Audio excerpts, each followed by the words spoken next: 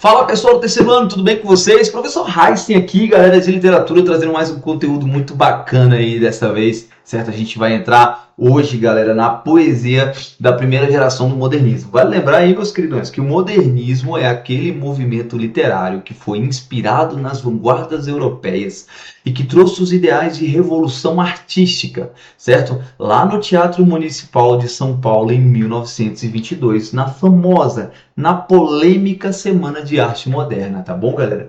Vale lembrar que essa proposta de revolução do movimento da nossa literatura, da nossa arte, foi uma proposta muito baseada em rebeldia, tá bom, gente? Era essa também a natureza da vanguarda, tá? Rebeldia no sentido de revolucionar a arte com elementos realmente nacionais, trazendo uma visão muito mais crítica, trazendo um olhar muito mais pluralizado em relação ao nosso povo, em relação às nossas histórias, em relação à nossa cultura, de que de fato a arte brasileira deve contemplar, né, gente? É isso que os autores, os artistas da primeira geração do modernismo estabeleceram aí, né? Tiveram essa missão. Então a gente pode entender, a gente já teve essa aula, né, da primeira geração, mas é importante reiterar aqui que a primeira fase, a primeira geração do modernismo foi uma fase que teve como objetivo lutar, certo? Combater ali os ideais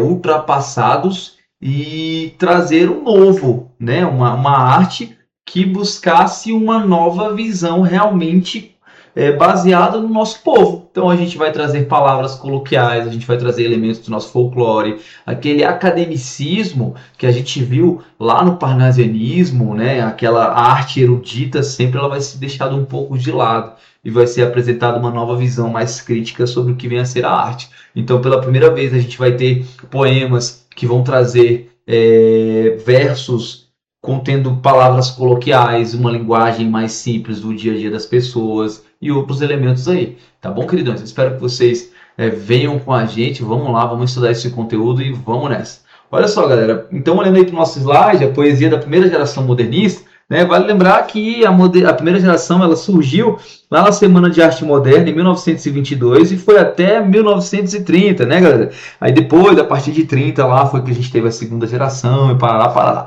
Certo, queridões? Então, qual era a proposta, gente? O que de fato essa galera queria trazer pra gente aí, gente? Qual era a proposta mesmo ali, artística? Gente, primeiro, trazer um cenário de ruptura, certo? A gente tem aqui, inclusive, esse aqui foi o panfleto original ali da Semana de Arte Moderna, lá de 1922, certo, gente? E a gente tinha um cenário de ruptura. Ruptura com o quê? Com o academicismo, com aquela forma sempre erudita e padronizada de se fazer arte. E pela primeira vez a gente, de fato, vai elevar o nosso povo, a gente vai, de fato, abordar o real, o Brasil, a sua pluralidade, como eu falei. Então, galera, olha aqui, ó. Com esses cenários de ruptura, a gente tem crise nos valores. Início do século XX abalou as certezas europeias, né? A Primeira Guerra e as novas tecnologias exigiam novas formas de expressão. Isso aqui, gente, basicamente está falando das vanguardas. Lembra aí, ó, as vanguardas europeias que estavam acontecendo lá, né? Lá na Europa, obviamente. Elas influenciaram os nossos autores aqui com a proposta do modernismo, tá? Inclusive, vanguarda é um termo militar que significa aquele que está à frente, ó. Está à frente, beleza, meus queridões? Está adiante, beleza? Está trazendo novos ideais. E as vanguardas, a gente teve lá o futurismo, a gente teve o expressionismo, o dadaísmo e muitas outras, né, galera? A gente teve 5 movimentos ali que impulsionaram os nossos autores a trazerem, de fato, o modernismo aqui, né, realmente sendo nacional. Então, lá em 1922, a gente teve a Semana de Arte Moderna, né, em fevereiro, lá no Teatro Municipal de São Paulo. Esse teatro aqui, ó, gente, muito belo, muito chique, que a gente tá vendo aí, ó, certo, nessa imagenzinha aí, certo, foi onde aconteceu a Semana de Arte Moderna. Um ambiente muito erudito, muito frequentado pela elite lá de São Paulo, e que também vale lembrar que a Semana de Arte Moderna foi motivo de muita zombaria, muita risada. Os mais tradicionalistas ali, galera, digamos, os conservadores, eles zoaram muito ali as propostas da primeira geração do modernismo. Mas em vez de trazer uma uma resposta de intimidação, digamos assim, dos nossos autores apresentando uma nova proposta, e isso foi mesmo que jogar combustível na fogueira, tá, galera? Então, os autores do modernismo se tornaram ainda mais fortes e mais rebeldes e criticaram com mais veemência, digamos assim, os mais conservadores da literatura e da arte. Tá bom, gente? Então, olha lá, ó. Fevereiro de 1922, no Teatro Municipal de São Paulo, o marco zero do modernismo brasileiro. Rejeição ao academicismo. O que é academicismo, gente? Academicismo é aquela arte que tem que ser sempre erudita, certo? Não é assim. Agora, a nossa arte ela tem como proposta retratar o povo brasileiro, retratar o real, trazer palavras reais, cenários reais, situações reais, tá bom? Olha lá, ó. Contra o parnasianismo e suas formas rígidas, os modernistas propunham liberdade criativa e voz genuinamente nacional. Tá bom, galera? Genuinamente nacional, aquele papo de nacionalismo crítico, digamos assim, tá bom? E aí a gente tem quais foram os pilares estéticos ali do movimento, né, gente? Primeiro, linguagem coloquial, valorização do falar brasileiro com regionalismos, né, gente? Expressões, gente, regionalismo são expressões regionais mesmo, daqueles lugares. Por exemplo, em Minas Gerais a gente tem o ai, certo? Muitas vezes ali no Rio Grande do Sul a gente tem o ba, beleza? Aqui em Brasília nós temos o massa, o véi, né? Expressões regionais, tá? A primeira vez a gente vê regionalismo surgindo e não aquele português erudito padrão, né? Expressões populares ali também. Verso livre. Por que verso livre? Gente, a gente não está se contrapondo ao academicismo, certo? E vem cá, galera, é importante o seguinte, você que não estudou ainda o parnasianismo precisa estudar para poder se situar nisso aqui, né? Parnasianismo foi aquele movimento literário que tinha como ideal a arte pela arte, que ela tinha que ser sempre alta, elevada, erudita, a mais bela possível, usando palavras com muito preciosismo e muita rigidez e muito rigor formal. Certo? A sílaba poética tinha que ser muito perfeita, a rima, se tivesse, tinha que ser perfeita, tudo tinha que ser muito perfeito ali, prezando principalmente pela forma, certo? Essa metodologia, essa forma de fazer arte é objeto de crítica dos nossos escritores lá do modernismo, certo? Da primeira geração modernista. Então, se a gente tinha lá no parnasianismo poemas, poesias feitas com muito rigor formal, como sonetos e muitos outros, aqui a gente vai ter versos livres. O que é verso livre? Verso branco. É aquele verso que não se preocupa com a forma, não se preocupa com a rima, com a sílaba poética, com essa contagem perfeita. Não. E muitas vezes a gente vê poemas, inclusive, que vão prezar pelo conteúdo, que tem preocupação formal ali, uma preocupação de fato de retratar o real, o Brasil, e não nesse papo de arte completamente isolada do mundo e descontextualizada com a nossa realidade, digamos assim, beleza? É interessante a gente estudar literatura, que a gente vê como o ser humano é contraditório, como a gente muitas vezes se anula, né? A gente traz um ideal, a gente chega lá em cima, conseguiu chegar àquele ideal ali, mas a gente vê que não era aquilo que a gente queria. Aí a gente desce, chega lá, se estabelece e tal, e a gente vê que não era bem isso que a gente quer de novo. Aí a gente sobe de novo, e assim a gente vai repetindo sempre esse movimento, né, galera? Quantas vezes a gente já viu movimentos literários que estão aqui muitas vezes para se anularem? Isso é muito comum, isso é muito visível, palpável, digamos assim, nas nossas escolas literárias, beleza? Voltando aqui ao nosso slide, então, a gente tem a linguagem coloquial, a gente tem o verso livre como uma resposta de rebeldia, inclusive essa palavra aqui, meus queridos, ó, rebeldia, né, ela representa bem o movimento da primeira geração do modernismo, no sentido de estabelecer o novo, de lutar, de debater contra os parnasianos, digamos assim, e também foi inspirado nas vanguardas europeias, né, gente? Influência do futurismo, dadaísmo, surrealismo, se adaptam à realidade brasileira. Tá bom, queridões? Então, principalmente esses três aí, né? O futurismo, digamos assim, ele é muito mais centrado na tecnologia, né? Então vai falar do amor, ou do amor ao motor, né, gente? Da velocidade, da explosão, da máquina, da engrenagem. Esse cara aqui vai trazer uma ideia mais rebelde, ó, rebeldia, né, diante do contexto. A gente vai lembrar que as vanguardas elas surgiram num contexto de muita incerteza, de muito medo. Por quê? Porque a gente teve o avanço da ciência muito forte, criação de novas armas, como granadas, explosões, aviões e motores, né? Isso tudo foi usado onde? Na guerra. E com esse todo aparato bélico, digamos assim, o que poderia acontecer? Né, gente? Mortes em massa, e foi o que de fato aconteceu. Então as vanguardas, elas tinham aquele sentimento de temor, tá? De medo. E o surrealismo, ele já tinha uma questão mais de representar a subjetividade.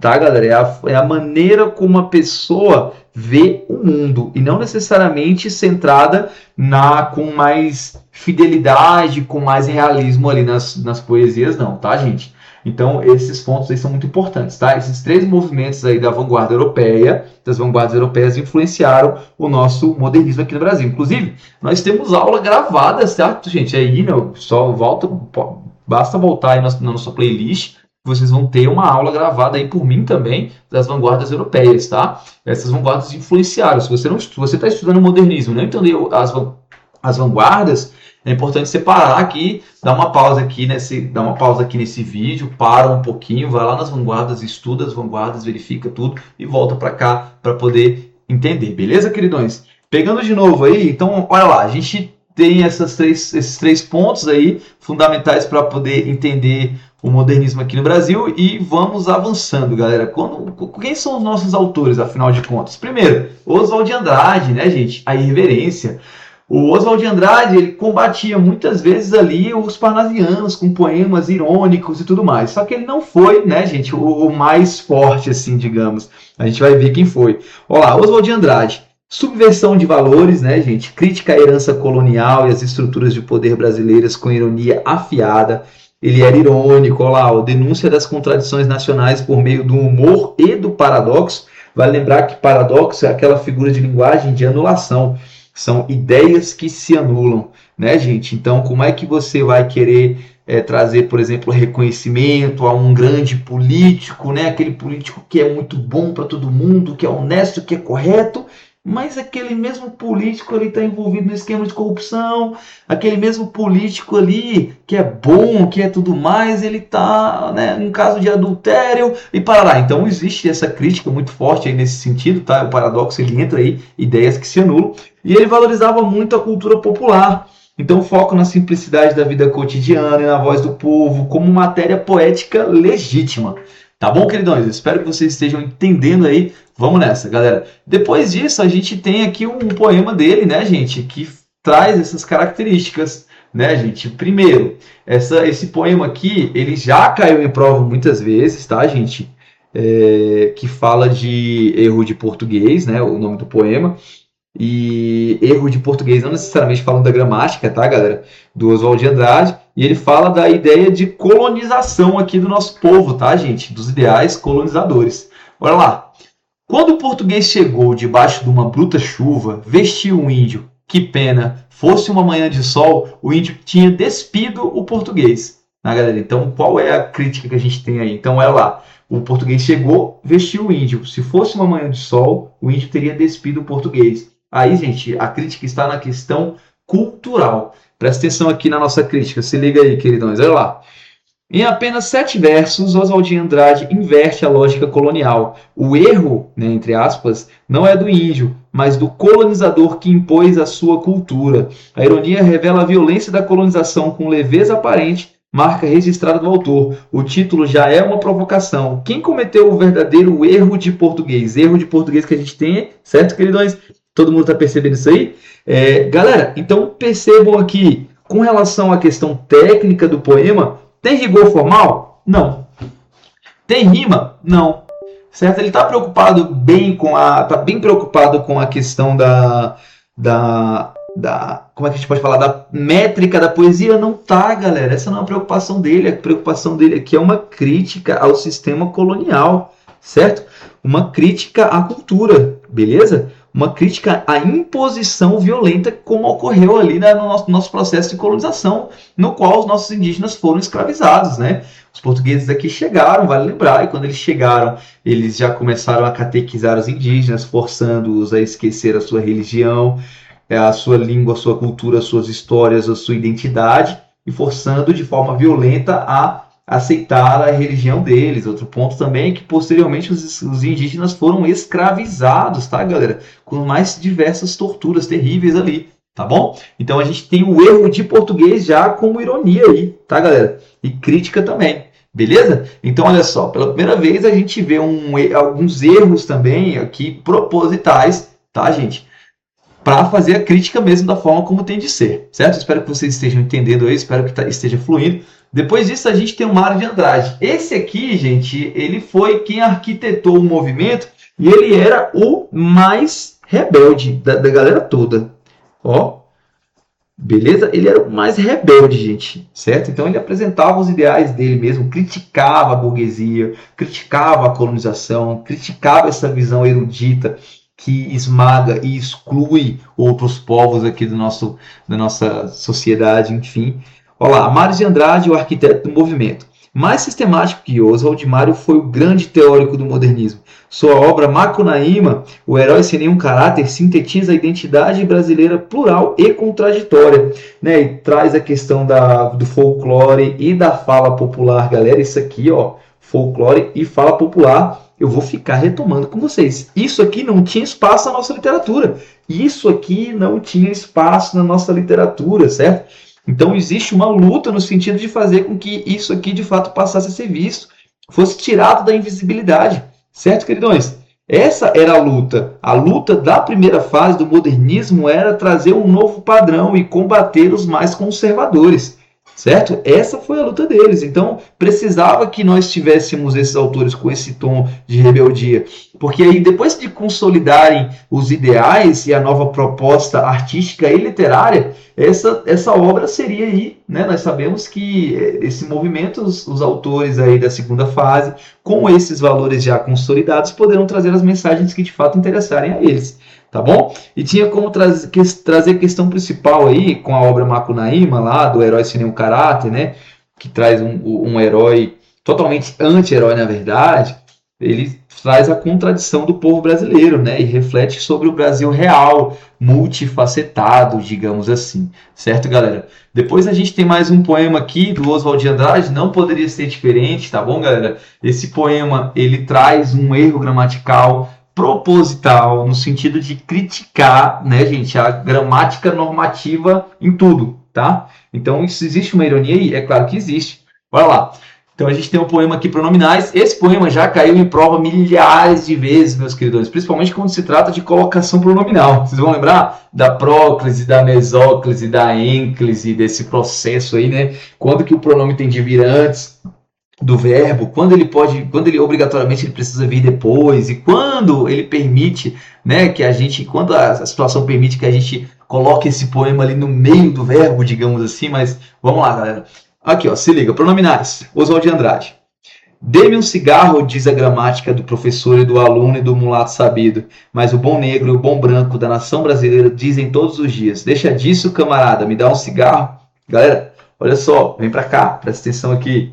Dê-me um cigarro, a gente sabe que de acordo com a gramática normativa, a gente não pode iniciar uma oração, certo? Com um pronome oblíquo, certo? Lembra disso aí? Então, a gente tem aqui uma conjugação verbal, né? A gente tem aqui uma ênclise, que é de fato como ele deve iniciar a oração, né, galera? Mas isso não reflete a nossa realidade. Olha lá, ó. Dê-me um cigarro, diz a gramática do professor e do aluno e do mulato sabido. Mas depois a gente tem mais o bom negro e o bom branco da nação brasileira dizem, ó, isso aqui reflete a verdade, ó, e não isso aqui não reflete a verdade, embora seja na nossa gramática.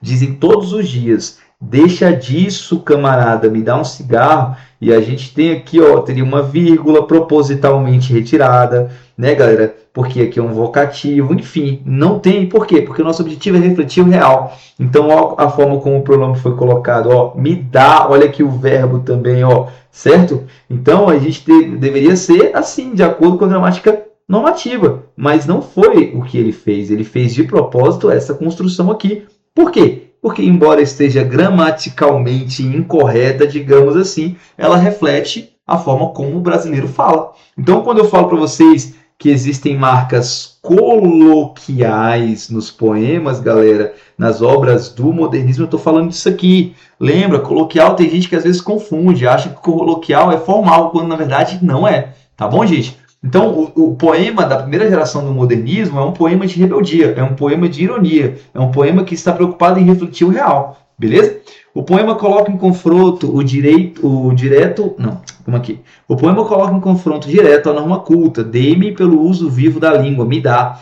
Oswald não questiona apenas a gramática, questiona quem define o que é certo e quem tem o tom na cultura nacional. A nação brasileira, eu falo no plural, negro, branco, mulato, todos unidos pelo uso real da língua. Tá bom, queridões? Tá todo mundo comigo? Tá todo mundo entendendo isso aí, gente? Tá massa? Tá tranquilo? Tá favorável? Vamos lá, então. Depois a gente parte aqui para o Manuel Bandeira, né, gente? Mais um grande nome aí também da primeira geração do modernismo, da nossa poesia. Então, olha lá, ó. Aqui ele já tinha mais um lirismo, né, gente? O lirismo na dor, digamos assim. Lirismo, galera, o eu lírico é aquele mais poético, mais subjetivo, mais sentimental. Olha lá. Porque também ele teve tuberculose, tá, galera? E aí essa dor dele se transformou em poesia, poesias belas, inclusive. Olha lá. Portador de tuberculose, Bandeira transformou o sofrimento em beleza poética rara e comovente, né? Elevou os objetos e situações banais, um elevador, uma flor, um beija-flor, à condição de poesia. Poesia no cotidiano, poesia no simples, certo, gente? E tem também a questão da liberdade formal, né? Ó, seu verso fluía naturalmente, sem rigidez, métrica, provando que a poesia habita qualquer lugar. Tá, galera? Então, vamos aqui, ó. Espero que todo mundo esteja entendendo de novo, tá, gente? Vamos aqui pegar mais um poema aqui só para a gente entender. Mais um poema aqui também do Oswald de Andrade, voltando, porque como ele é o mais cobrado, certo, queridões? A gente vai trazer aí prioridade para isso. Olha lá, galera. A poesia, Oswald de Andrade. A poesia na dor, na flor, no beija-flor, no elevador. Certo, gente? Então, a gente tem 5 versos curtos, nos quais Oswald condensa o manifesto estético modernista, democratização do belo. A sequência é deliberada, da dor à flor, do natural beija-flor ao tecnológico elevador, abrangendo toda a experiência humana moderna. Tá bom, queridões? Vamos fechar aqui, galera. Então, olha só, muito tranquilo, eu espero que vocês estejam entendendo. O legado, então, a primeira geração modernista, a poesia, ela trazia uma ideia mais rebelde, uma nova proposta de retratar a nossa sociedade, tá bom? Características essenciais: ruptura, certo? Construção, edificação de uma arte genuinamente nacional, plural, comprometida com o Brasil real, e vivência, vivência aqui com o real, tá bom, meus queridões? Compromisso modernista de refletir as contradições do Brasil permanece vivo na literatura contemporânea, certo, gente? Então, ele foi um projeto, certo? Não foi só uma fase da literatura, foi um projeto da nação aí, do nosso país, beleza, queridões? Eu vou parando por aqui, vou parar de refletir o slide aí.